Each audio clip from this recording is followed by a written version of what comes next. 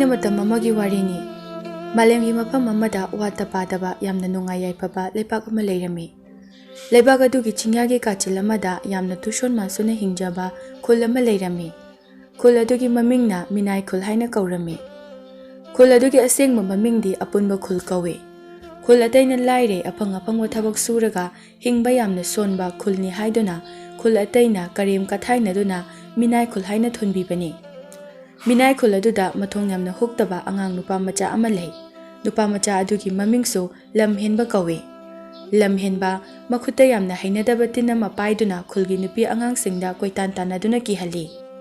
Ibungo kadai da mu chakrage mase angang sibo chak charamdai khudingi atom thiba khangdaba angang sibu kamai toba angang no aine ichaga loina pele habiduni mapaduna amu kadai da chakre karino moi mapa macha sibu sauraktana ne chaka mata pizaroi ko hui hodong da loina pizza thoki doini mawama kanna chele e iche tabro iche hau tai kadorage nangni papa khaliduna noina chanu pado mathong yam chade iche angto phuru lawo madu yangangdo kaide lehoge ngasai deni aina kaurise aikhoi room da lehowe iche amukto phuru la aina phuradi kayana tai chara roima masina mo kaidoramage khangde makhuta yamna kiba hainadaba tinna mapairaga mi khudingi khara langsin phurita kara hapchalamnaga chen khidoi tawduna leire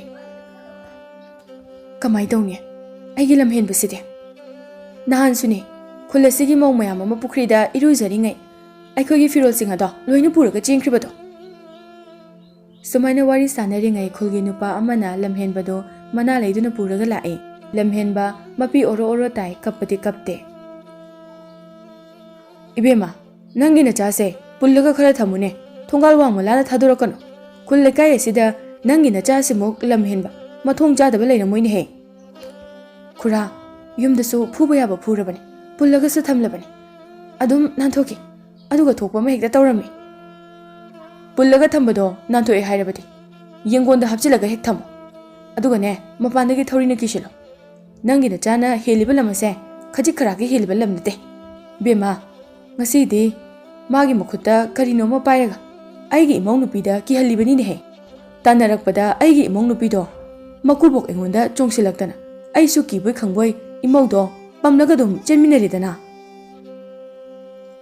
mawaduna nogla e nokningani nangsho naya adida chaishu sina namsila adi nokani banang mata amagi halini sidi adune bema nachanu pase sauningdana tap ta khai phukhrabani adu su kapte maya ki galaga adum le nacha phajilu koi bema as khwang chinaga nabane yadre imong nupi pamlaga chelubada khura khara khara thina phubiro yadro ngamdre bema nachanu pa phuna bo hona bada madune hina wakre chale iche aisu chalage kana laudana bo asukam lam helibano lam hen banang siba ya ima kemse yaudu sida kiri maudo chenkre lam hen baso mamana mana leiraga pushinkre ibunga nangbu kari tinno pharaga mingonda ki haluri badu ba chak charamda yasida as kaishunate bema aina hangoido pharaga mathanga onthokpa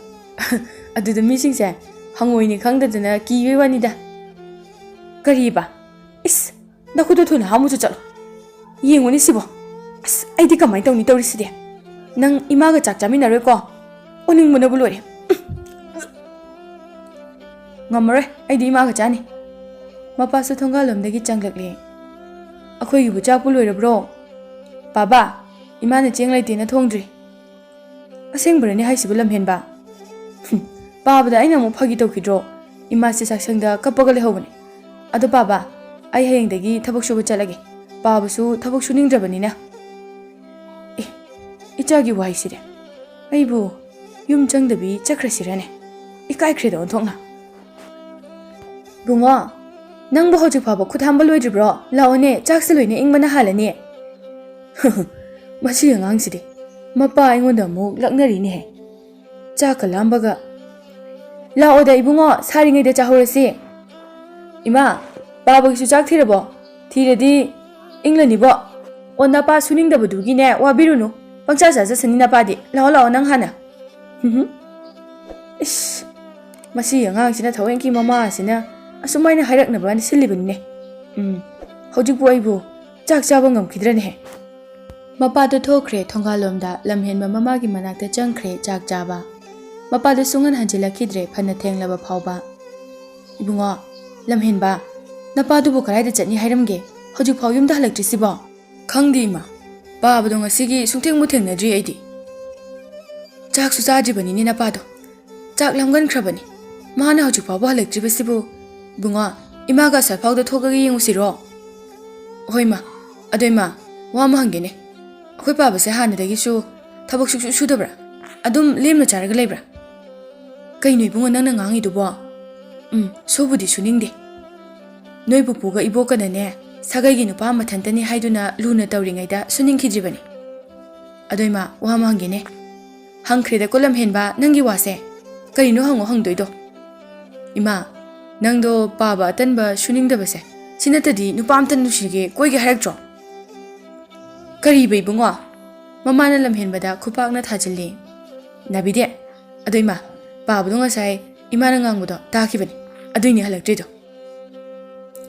Napala amabo haisiba. Hoi ma ngasai aina pabugi chak thirabana hangbudo. Pabado ainakta lei. Mamado bab tarakle macha mathong chade haiba. Mapado chenga insang mana masing kharaga yalaga lai. Baba leima. Baba kaino purei duba. Chenga insang na pikaragani. Lao lao imungda changlasi. Wabana shuloire. Kaida chatpiruge ngasaidagi chak sulambana loiramani. Marup khombogi matunginduna thabak shuba yaurubani ngasidi. Kai thaba yum sabanida. As wabajani ko thabak shubase. Baba tabak suba wai habase imadi kuirabani khang. Babadi ngasi khakoirangani. Baba ngasidagi thabak suba chatlagani. Namabu wahalaroi. Aseng bairo. Is akhoi mase babada kesanari. Mamaga mapagana machanupagi mawong aduda punna nui numit asidagi lamhenbagi mapa thabak suba chatpa hawrami.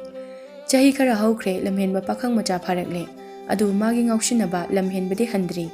Nongma mapana thabak sufamda chak thilaknaba hairambadagi lamhenba mapagi chak puduna laklami. Lamhenbana moigi minai khol adu hek helakpaga khol ataigi misingna hanthana yengba nuksinbiba hawrakle. Karaidano akhoi pabana thabak surisiba. Swagi mising sigi rasina maron ma yaudabane. Ada halamadi leirise. Pupu haune kai haige haibano. Pupu Swaida yumanoba masaba laisam dono hogi yumsibo. Nangbu kadaidagino swaidagi angang mandeda. Aiburu pupu aidi apunba khuldaini. Ado pupu dono hogi yumsibo. Haha apunba khul haiba oiramoida. Minai khul haiba oirangani. Minai ngaktani kaino noigi khulgi misingdo. Haha sawganu ko ibungo. Si halse khungbal sida hajindana inthuni ko. Pupu kai chalubano.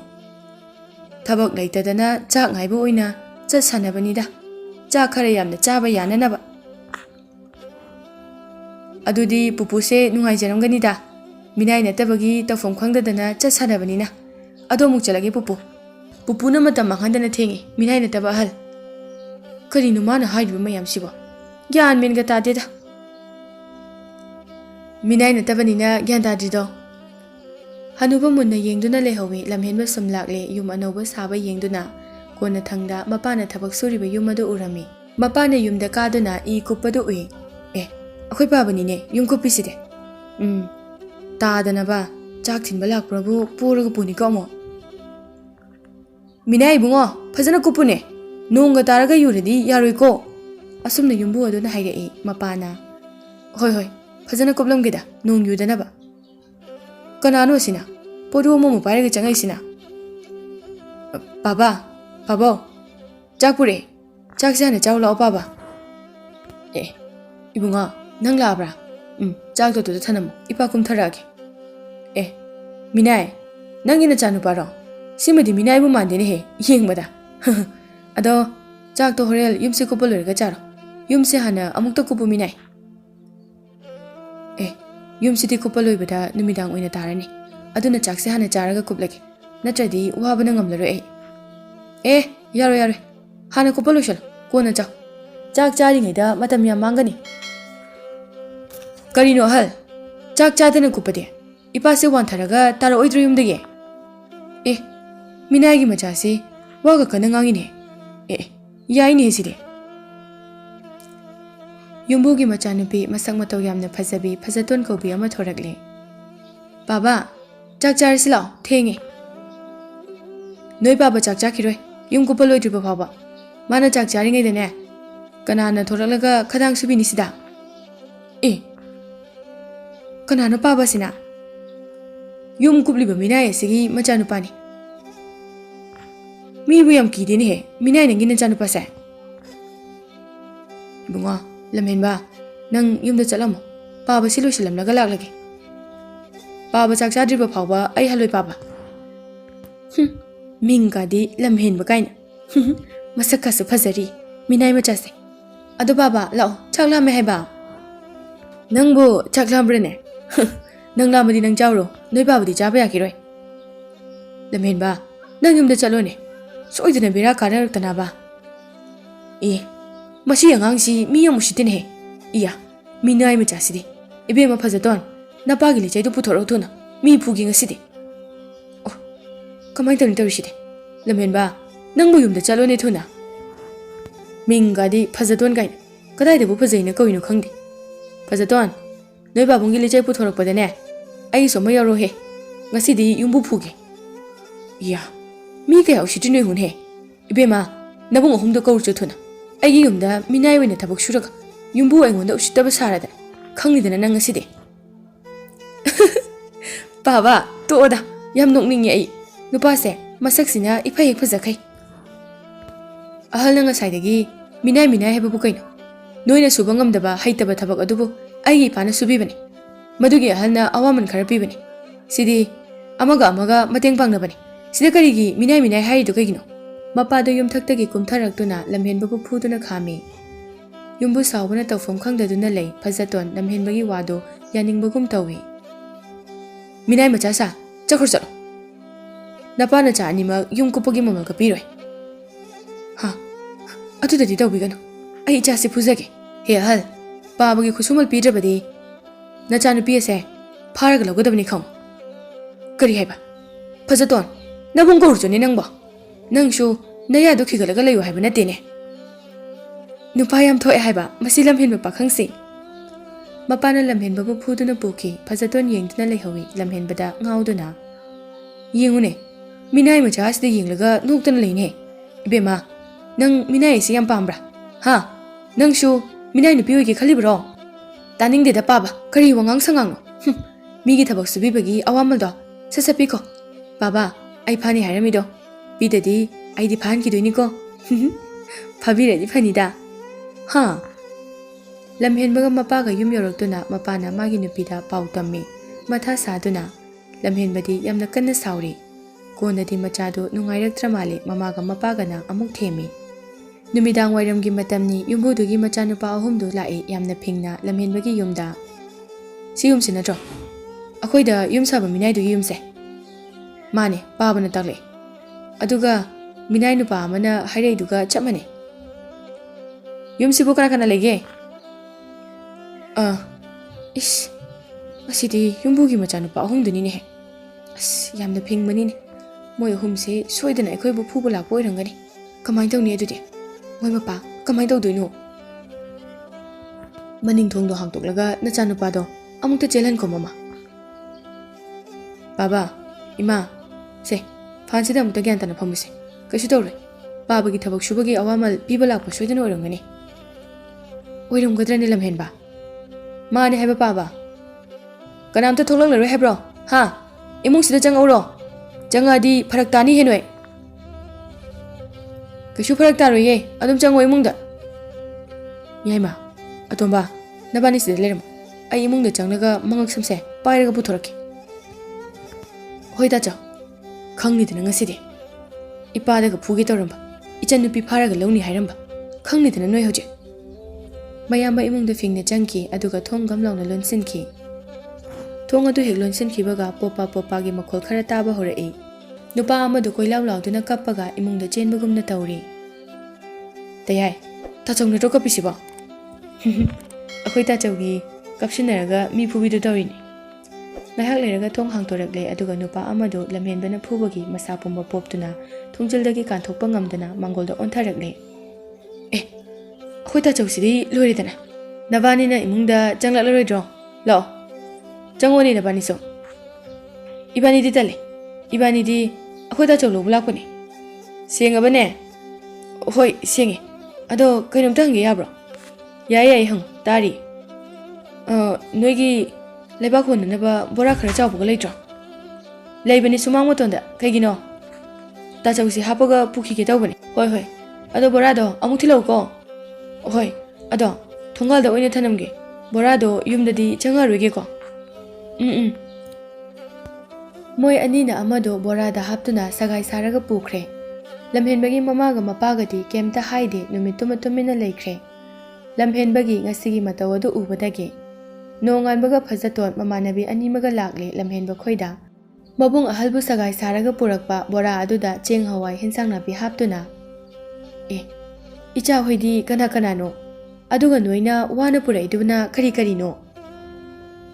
ꯏꯃꯥ, ꯑꯩꯈꯣꯏꯅ ꯄꯨꯔꯛꯏꯁꯦ ꯆꯦꯡ ꯍꯋꯥꯏꯅꯤ, ꯃꯅꯥ ꯃꯁꯤꯡ ꯈꯔꯒꯅꯤ꯫ ꯑꯗꯣ ꯂꯝꯍꯦꯟꯕꯗꯤ ꯂꯩꯇ꯭ꯔꯣ ꯏꯃꯥ? ꯊꯣꯛꯈꯤꯕꯅꯤꯅꯦ ꯊꯣꯡꯒꯥꯜꯂꯣꯝꯗ꯫ ꯑꯗꯣ ꯅꯣꯏꯕꯨ ꯏꯆꯥ ꯂꯝꯍꯦꯟꯕꯒ ꯈꯪꯅꯕ꯭ꯔꯣ? ꯍꯣꯏ ꯏꯃꯥ, ꯈꯪꯅꯩꯌꯦ꯫ ꯑꯗꯣ ꯏꯃꯥ, ꯄꯥꯕꯨꯡꯗꯤ ꯂꯩꯇ꯭ꯔꯣ? ꯅꯣꯏ ꯄꯥꯕꯨꯡꯗꯤ ꯊꯕꯛ ꯁꯨꯐꯝ ꯍꯪꯕ ꯆꯠꯈꯤꯕꯅꯤ꯫ ꯑꯗꯨꯕꯨ ꯅꯣꯏꯅ ꯑꯗꯨꯛ ꯌꯥꯝꯅ ꯄꯨꯔꯛꯏꯗꯨꯕꯨ ꯀꯩꯒꯤꯅꯣ? ꯋꯥꯕꯅꯁꯨ ꯂꯣꯏꯔꯝꯃꯅꯤ꯫ ꯏꯆꯥ ꯍꯣꯏꯗꯤ ꯑꯗꯣ ꯀꯩꯀꯩ ꯆꯥꯅꯤ ꯏꯃꯥꯒꯤ ꯌꯨꯝꯗ ꯂꯥꯛꯄꯗꯤ? ꯀꯩꯝ ꯆꯥꯅꯤꯡꯗꯦ ꯏꯃꯥ, ꯑꯗꯣ ꯆꯥꯛ ꯊꯣꯡꯉꯕꯣ? ꯊꯣꯡꯗ꯭ꯔꯤ ꯏꯆꯥꯁꯥ꯫ ꯑꯗꯨꯗꯤ ꯑꯩꯈꯣꯏ ꯊꯣꯡꯕꯤꯔꯝꯂꯒꯦ, ꯀꯥꯏꯅꯣ ꯆꯥꯛꯁꯪꯕꯣ? ꯏꯁ, ꯌꯥꯝ ꯉꯝꯃꯤꯁꯤ ꯅꯨꯄꯤꯁꯦ, ꯏꯀꯥꯏꯕꯒ ꯁꯨꯡꯈꯪ ꯈꯪꯗꯦꯃꯤ꯫ ꯐꯖꯇꯣꯟꯒ ꯃꯃꯥꯟꯅꯕꯤꯁꯤꯡꯒꯅ ꯆꯥꯛ ꯏꯟꯁꯥꯡ ꯐꯖꯅ ꯊꯣꯡꯕꯤꯗꯨꯅ ꯊꯝꯕꯤꯔꯝꯃꯤ ꯑꯗꯨꯒ ꯃꯃꯥꯗ ꯍꯥꯏꯔꯝꯂꯒ ꯊꯣꯔꯛꯂꯦ ꯊꯣꯡꯒꯥꯜꯂꯣꯝꯗ꯫ ꯂꯝꯍꯦꯟꯕ ꯆꯪꯂꯛꯂꯦ꯫ ꯀꯅꯥꯅꯣ? ꯑꯁꯤꯗꯤ ꯉꯔꯥꯡꯒꯤ ꯃꯁꯛ ꯐꯖꯕꯤ ꯐꯖꯇꯣꯟꯗꯨꯅꯤꯍꯦ꯫ ꯀꯩꯗꯧꯔꯤꯕ ꯃꯣꯏꯗꯤ ꯑꯩꯈꯣꯏ ꯌꯨꯝꯁꯤꯗ? ꯐꯖꯇꯣꯟ, ꯑꯁꯤꯔꯣ ꯅꯪꯅ ꯂꯝꯍꯦꯟꯕ ꯄꯥꯈꯪ ꯃꯁꯛ ꯐꯖꯕ ꯍꯥꯏꯕꯗꯣ? ꯑꯁꯤꯅꯔꯣ ꯅꯪ ꯐꯥꯔꯒ ꯂꯧꯅꯤ ꯍꯥꯏꯁꯤꯕꯨ ꯐꯖꯇꯣꯟ? ꯃꯥꯅꯤ ꯏꯇꯥꯁꯤꯡ, ꯃꯁꯛꯁꯦ ꯐꯖꯕꯗ ꯅꯠꯇꯅ ꯅꯨꯄꯥ ꯌꯥꯝꯅ ꯊꯣꯛꯄꯅꯤ꯫ ꯍꯣꯏ, ꯁꯛꯁꯦ ꯀꯦꯡꯕ ꯑꯃꯁꯨ ꯌꯥꯎꯔꯤ꯫ ꯐꯖꯇꯣꯟ, ꯑꯁꯤꯗꯤ ꯃꯥꯅ ꯐꯥꯗ꯭ꯔꯁꯨ ꯅꯪꯅ ꯑꯗꯨꯝ ꯐꯥꯔꯣꯍꯦ꯫ ꯇꯧꯔꯤꯁꯨ ꯃꯌꯥꯒꯁꯨ ꯍꯤꯒꯠꯂꯤ꯫ ꯐꯖꯇꯣꯟ, ꯅꯕꯨꯡ ꯑꯃꯗꯣ ꯉꯔꯥꯡ ꯈꯔ ꯁꯥꯟꯈꯤꯕꯅꯤ, ꯅꯨꯡꯗꯥꯡꯗꯒ ꯅꯥꯍꯦꯗ꯭ꯔꯣ? ꯑꯗꯨꯒꯗꯤ ꯈꯪꯗꯦꯗ꯫ ꯑꯗꯣ ꯆꯥꯛ ꯏꯟꯁꯥꯡ ꯂꯣꯏꯁꯤꯜꯂꯝꯂꯕꯅꯤ, ꯆꯥꯔꯒ ꯒ꯭ꯌꯥꯟ ꯇꯥꯅ ꯂꯩꯌꯨ, ꯂꯩꯀꯥꯏ ꯀꯣꯏꯗꯕꯤꯗ꯫ ꯑꯗꯨꯒꯅꯦ, ꯑꯩ ꯐꯥꯗꯕ ꯁꯨꯡꯌꯥ ꯌꯥꯔꯣꯏꯀꯣ, ꯂꯝꯍꯦꯟꯕ ꯄꯥꯈꯪ꯫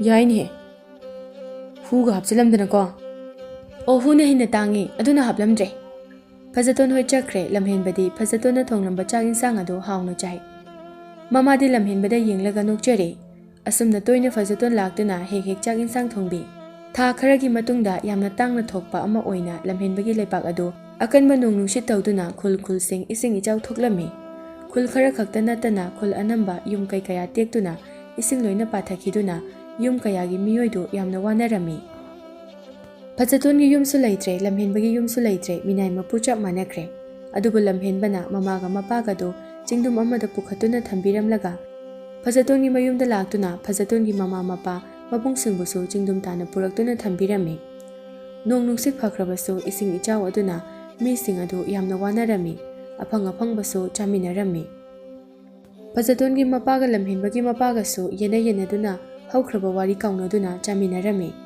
ꯐꯖꯇꯣꯟꯒ ꯂꯝꯍꯦꯟꯕꯒ ꯆꯤꯡꯗꯨꯝ ꯑꯗꯨꯗ ꯌꯦꯡꯗꯨꯅ ꯏꯁꯤꯡ ꯏꯆꯦꯜ ꯑꯗꯨ ꯀꯪꯊꯔꯛꯄ ꯌꯦꯡꯂꯤꯉꯩ ꯈꯔ ꯂꯥꯞꯅ ꯎ ꯑꯃꯗ ꯐꯤꯒꯨꯝꯕ ꯑꯃ ꯄꯥꯏꯗꯨꯅ ꯐꯔ ꯐꯔ ꯍꯥꯏꯕꯒꯨꯝ ꯃꯥꯕꯨ ꯀꯟꯕꯤꯅꯕ ꯀꯧꯕꯒꯨꯝꯅ ꯂꯝꯍꯦꯟꯕꯅ ꯎꯔꯝꯃꯤ꯫ ꯂꯝꯍꯦꯟꯕ ꯐꯤ ꯑꯗꯨꯗ ꯃꯨꯟꯅ ꯌꯦꯡꯉꯤ ꯑꯗꯨꯒ ꯐꯖꯇꯣꯟꯕꯨ ꯃꯃꯥꯒ ꯃꯄꯥꯒꯒꯤ ꯃꯅꯥꯛꯇ ꯂꯩꯅꯅꯕ ꯍꯥꯏꯔꯝꯃꯤ꯫ ꯑꯗꯨꯒ ꯏꯁꯤꯡꯗ ꯀꯨꯝꯗꯨꯅ ꯐꯤ ꯑꯗꯨꯒꯤ ꯃꯅꯥꯛ ꯇꯝꯅ ꯏꯔꯣꯏꯗꯨꯅ ꯆꯠꯂꯝꯃꯤ꯫ ꯂꯝꯍꯦꯟꯕꯅ ꯋꯥꯅ ꯏꯔꯣꯏꯗꯨꯅ ꯐꯤ ꯑꯗꯨꯒꯤ ꯃꯅꯥꯛ ꯍꯦꯛ ꯌꯧꯕꯒ ꯅꯣꯡ ꯌꯥꯝ ꯀꯟꯅ ꯑꯃꯨꯛ ꯆꯨꯔꯝꯃꯤ꯫ ꯂꯝꯍꯦꯟꯕꯅ ꯄꯜꯂꯤꯕ ꯐꯤ ꯑꯗꯨ ꯂꯧꯊꯣꯛꯇꯨꯅ ꯎꯗꯨꯗ ꯀꯟꯅ ꯀꯣꯟꯗꯨꯅ ꯅꯣꯡ ꯍꯥꯡꯕ ꯉꯥꯏꯗꯨꯅ ꯂꯩ꯫ ꯑꯗꯨꯕꯨ ꯅꯣꯡ ꯂꯦꯞꯄꯨ ꯌꯥꯈꯤꯗ꯭ꯔꯦ꯫ ꯈꯨꯀꯟ ꯆꯥꯗꯅ ꯆꯨꯕꯅ ꯂꯝꯍꯦꯟꯕꯅ ꯇꯣꯡꯂꯤꯕ ꯎ ꯑꯗꯨ ꯐꯨꯛꯇꯨꯅ ꯀꯟꯅ ꯆꯦꯟꯈꯤꯔꯝꯃꯤ ꯂꯝꯍꯦꯟꯕꯗꯣ꯫ ꯅꯣꯡ ꯍꯥꯡꯈ꯭ꯔꯦ, ꯅꯨꯃꯤꯠ ꯃꯁꯛ ꯎꯕ ꯐꯪꯂꯦ, ꯑꯗꯨꯕꯨ ꯂꯝꯍꯦꯟꯕꯗꯤ ꯍꯜꯂꯛꯈꯤꯗ꯭ꯔꯦ꯫ ꯏꯃꯥꯒꯤ ꯏꯕꯨꯡꯉꯣ ꯂꯝꯍꯦꯟꯕ, ꯅꯪꯕꯨ ꯀꯗꯥꯏꯗ ꯂꯩꯕꯒꯦ? ꯂꯥꯛꯑꯣꯅꯦ ꯏꯃꯥꯒꯤ ꯃꯅꯥꯛꯇ꯫ ꯐꯖꯇꯣꯟ, ꯏꯆꯥ ꯂꯝꯍꯦꯟꯕ ꯀꯥꯏꯗ ꯂꯩꯒꯦ? ꯏꯆꯥ ꯎꯗꯕꯁꯦ Mama ai leiba ngamdrene. Ima, kapkanu. Lamhenba kaisu tawrui. Ma soidana lakani akhoi manakta. Icha lamhenba, nangbu kaida leige. Ipa nangbu lawba lakke, ichagi manakta. Mi ataiso lamhenbagi khanbada wanarami. Lamhenbana mi singi mateng pangduna chingaduda pukhatuna kanbiramlaga mafam khangdana mangkiba aduda fajatongi mabung ahalna. Aidi khangi. Lamhenba nupada kaisu tawrum le heba. Ma soidana lakani. Akhoi manakta amu irai laina. Kaisu laitana sigadaba mi nate. Kamana no tachaw. Tachaw na khangliba. Lamhenba kaisu tawrum le heba de. Noi anishu numituda lamhenbagi imungda changlamlabadi khangadabani. Aidi phajana khangi. Hojiksu isase khara khara nari. Tachawna lamhenbagi imungda changluraga tholakpado. Adum khangida ibanisu changdrasu. Punna no imoi ahumdo asamna nongnini haukhre isingsu khara khara hanthare. Lamhenbagi mamaga mapaga phajatonga do kappadi toktri. Lamhenbadi u amada amuk panduna leirami gyan mangduna. Lamhenbana gyan tarakpada mana kanbikhiba phimanba phak adu lamhenbagi mamaida pak pak launa tharaga haudoklaklami. Ima kaino phaknamaida tharisina. Is thauna phakraba nangna aingonda kibiga su tawri. Phaknu wangange. Butki phaklo sibo yam ki. Aibu butki phakla kaina. Natine aise laigi paiba hiba phakni. Ado hojikti laigi oidre nangi oirabani. Nangna haiba khuding aina yadorabani. Kaino aisibo aibu mangla taibangla. Natraga aisibu siraba jalo. As kamay bab tahani sidi. Nang su aisu asengbane mangnati. Aduga nang sidri. Se aingonda phamause. Adu kolakane leiranu. Hojikti kaisu tawre. Lamhenbana fakto yamna ngakna kina kakhali aduga phak adu tapna paikhalakle. Sidi yam nungai jani ne. Lai na muk saudana ba. Saure lai gai yanadre. Hojikti nangini aise kanamtagi nate. Aigi thawai se nangna kanbibani maro. Ado nangi mingdi kai kauge. Aibudi laigi phakawe. Lamhenba kawe aigi ming. Ado bhawa mukta tahalo hana. Hoi nungai na tongo ko ai wari lige. Noina lairiba lepak malema se akhoi layamna sembani. Hana di taibong mi leitringaida sa kai uwa phajaba layamna horami. Yamna nushiba malema moirami. Adai taibong mi hek lakpadagi lai singa sinane semduna malema sida thambadagi gyan mena mada takidre hojikti. Aduna kamaina noina su semba. Aduga noina gyan tajeba. Aikhoini miyoiba haiba wakhal yamna khanba haiba thawai panba semlaga malemse ngak senanaba thamlaga miyoibana oinane hana leiramba phajaraba uwa sa kai mayam se loina ma gyan thatpa hatokpa chathokpa thudekpa namsinba phumjinba tawrakpani mi. Adude khoidi kaidi khangnige. Makha takho. Sidagi hendoktana noi masen phawba amaga hatpa tupa munaba lawnaba. Yare makha de aloi khangi nang haidasu. Khanglibadu phai. Madudagi layam singna taibang mising se loina hatpa manghanba yadabanina chahi khara khara leiraga isingi chaw thoganba yuar hanba laina dina sandokhanduna hatba kihanba tawribase sigini. Noina uwa yandana uchek waya se hatana wahi chaduna chana thaknaba manghandana phajana thamlabadi ngasi noina wari se waroi siribase siroidabani. Ado hojikti kai sare nang walo taningde nang kamai sida laino adu hairo. Aidi isingi chaw akhak arau ta holiba lai aduga lakpani. Aduga akhak arau himankhibana aido soklaga malemna tarakpani. Makhadi aina soklaga tarakpada u masa amada aigi segaga se pallaga lokthokpa ngamdadana phana kuina yamna wana leiringai nangna laaga kanbibani. Natrabadi ai siramgadabani segaga se segaidana. Ado lai adudi aibu kanbigadra hairaga apangbudu hairaga kanbidabida hankredo laido aigumba yambam lei. Aduna mana aise kemta khandabani sirasu yarena huncheklambani maro. Noina semba minabu kayam phadoino. Hojikti aigi awa ana taraba misingse mateng pangnabani panglasidana. Yaine nangna haiba loina yaradabani. Nangi pukchal chawbududani aina nangona ngaurise. Ngarokano aidi nupi leizare aingona ngaunanaba. Nangna baba amada chakre adugi khongawdu nate ꯍꯣꯏꯅꯦ ꯌꯥꯔꯦ ꯄꯥꯏꯔꯣ ꯐꯛ ꯑꯗꯨꯅ ꯂꯝꯍꯦꯟꯕꯅ ꯇꯣꯡꯗꯨꯅ ꯃꯃꯥ ꯃꯄꯥꯒꯤ ꯃꯅꯥꯛꯇ ꯄꯥꯏꯔꯛꯂꯦ ꯑꯍꯥꯟꯕꯗꯗꯤ ꯃꯤꯁꯤꯡ ꯑꯗꯨꯅ ꯀꯔꯤꯅꯣ ꯍꯥꯏꯗꯨꯅ ꯐꯤ ꯑꯃ ꯄꯥꯏꯕꯒꯨꯝꯅ ꯌꯦꯡꯅꯔꯝꯃꯤ ꯁꯨꯝ ꯅꯛꯁꯤꯜꯂꯛꯄꯗꯗꯤ ꯃꯤꯌꯥꯝ ꯑꯗꯨ ꯂꯝꯍꯦꯟꯕꯅꯤ ꯍꯥꯏꯗꯨꯅ ꯍꯔꯥꯎꯅ ꯂꯥꯎꯅꯔꯝꯃꯤ ꯂꯝꯍꯦꯟꯕꯅ ꯃꯃꯥ ꯃꯄꯥꯒꯤ ꯃꯅꯥꯛꯇ ꯄꯥꯏꯊꯔꯛꯇꯨꯅ ꯋꯥꯔꯤ ꯄꯨꯝꯕ ꯂꯤꯔꯝꯃꯤ ꯐꯖꯇꯣꯟꯒꯤ ꯃꯕꯨꯡ ꯑꯍꯜ ꯑꯩꯅ ꯍꯥꯏꯗ꯭ꯔꯥ ꯂꯝꯍꯦꯟꯕꯁꯦ ꯍꯤꯡꯂꯝꯒꯅꯤ ꯁꯤꯔꯝꯃꯣꯏ ꯍꯥꯏꯗꯅ ꯑꯩꯗꯤ ꯈꯪꯈ꯭ꯔꯕꯅꯤ ꯃꯥꯅ ꯅꯣꯡꯃ ꯏꯃꯨꯡꯗ ꯀꯧꯁꯤꯜꯂꯒ ꯃꯊꯣꯡ ꯃꯔꯝ ꯈꯪꯗꯕꯤꯗ ꯇꯞ ꯇꯥꯈꯩ ꯐꯨꯔꯛꯄ ꯅꯨꯃꯤꯠ ꯑꯗꯨꯗ ꯑꯁ ꯇꯥꯆꯥꯎ ꯅꯪꯁꯤꯗꯤ ꯃꯤ ꯂꯣꯏ ꯈꯪꯈ꯭ꯔꯅꯤꯌꯦ ꯏꯀꯥꯏ ꯍꯥꯏꯔꯒ ꯍꯣꯏꯅꯦꯍꯦ ꯂꯝꯍꯦꯟꯕꯅ ꯃꯥꯒꯤ ꯐꯛ ꯑꯄꯥꯏꯕꯤ ꯑꯗꯨ ꯄꯥꯏꯗꯨꯅ ꯃꯤꯌꯥꯝꯁꯤꯡ ꯑꯗꯨ ꯁꯥꯐꯅꯕ ꯆꯥꯅ ꯊꯛꯅꯅꯕ ꯃꯔꯥꯡ ꯀꯥꯏꯅ ꯐꯪꯕ ꯃꯐꯝ ꯑꯃꯗ ꯂꯣꯏꯅ ꯍꯣꯟꯇꯣꯛꯂꯝꯃꯤ ꯑꯗꯨꯒ ꯃꯐꯝ ꯃꯐꯝꯗ ꯑꯋꯥ ꯑꯅꯥ ꯇꯥꯔꯕ ꯀꯌꯥꯒꯤ ꯃꯇꯦꯡ ꯄꯥꯡꯂꯝꯃꯤ ꯃꯤꯌꯥꯝꯒꯤ ꯃꯇꯦꯡ ꯄꯥꯡꯂꯤꯉꯩ ꯂꯝꯍꯦꯟꯕꯒ ꯐꯖꯇꯣꯟꯒ ꯎꯅꯕ ꯁꯨꯡꯐꯪ ꯐꯪꯂꯝꯗꯦ ꯑꯗꯨꯅ ꯐꯖꯇꯣꯟ ꯃꯕꯨꯛꯅꯤꯡ ꯌꯥꯝꯅ ꯅꯨꯡꯁꯤꯖꯔꯝꯃꯤ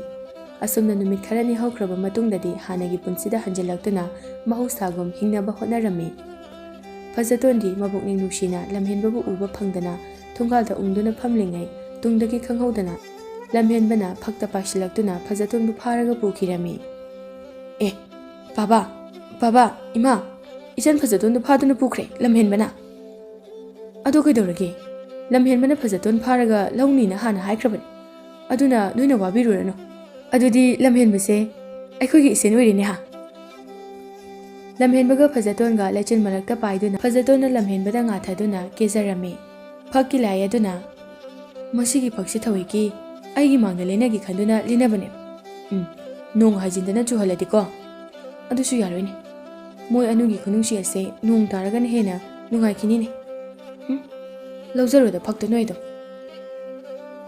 ꯂꯝꯍꯦꯟꯕꯅ ꯑꯗꯨꯗꯤ ꯑꯩꯈꯣꯏꯗ ꯄꯥꯏꯔꯁꯤꯔꯥ ꯉꯁꯤꯗꯒꯤꯗꯤ ꯑꯩꯈꯣꯏꯒꯤ ꯌꯨꯝꯗ ꯂꯩꯗꯨꯅ ꯆꯥꯛ ꯊꯣꯡꯕꯤꯔꯣ ꯑꯩꯒꯤ ꯍꯣꯏ ꯂꯝꯍꯦꯟꯕ ꯅꯨꯡꯁꯤꯕꯧ ꯄꯨꯟꯅ ꯅꯣꯛꯏ ꯂꯝꯍꯦꯟꯕꯒ ꯐꯖꯇꯣꯟꯒ ꯍꯧꯖꯤꯛꯇꯤ ꯃꯇꯩ ꯃꯅꯥꯎ ꯍꯥꯏꯕꯗꯨ ꯑꯣꯏꯗꯨꯅ ꯃꯤꯌꯥꯝꯒꯤ ꯃꯇꯦꯡ ꯄꯥꯡꯗꯨꯅ ꯅꯨꯡꯉꯥꯏꯅ ꯄꯥꯟꯈꯤꯔꯝꯃꯤ